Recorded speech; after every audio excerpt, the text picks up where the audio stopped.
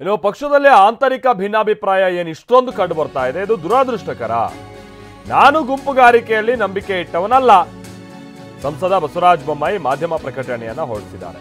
ಅಂದ್ರೆ ಬೊಮ್ಮಾಯಿ ಅವರು ಕೂಡ ಈಗ ಯತ್ನಾಳ್ ಬಣಕ್ಕೆ ಎಲ್ಲೋ ಒಂದ್ ಕಡೆ ಅವರು ಸೇರ್ಬಿಟ್ಟಿದ್ದಾರೆ ಏನೋ ಅನ್ನೋ ಅರ್ಥದಲ್ಲಿ, ಅಥವಾ ಅವ್ರ ಪರವಾಗಿ ಅಭಿಪ್ರಾಯ ಹೊಂದಿದ್ದಾರೆ ಅನ್ನುವಂತ ಅರ್ಥದಲ್ಲಿ ಏನ್ ಚರ್ಚೆಗಳಿತ್ತು.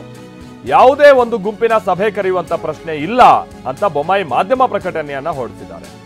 ನಾನು ಒಂದುಗೂಡಿಸೋದಕ್ಕೆ ಪ್ರಯತ್ನ ಏನಿರುತ್ತೆ ಅದರಲ್ಲಿ ನಾನು ಒಬ್ಬನಾಗಿದ್ದೀನಿ. ಎರಡೂ ಕಡೆ ತಾಳ್ಮೆ ಕಳೆದುಕೊಳ್ಳದೆ ಬಗೆಹರಿಸ್ಕೊಳ್ಬೇಕು ಇದೆಲ್ಲ ಸಮಸ್ಯೆ.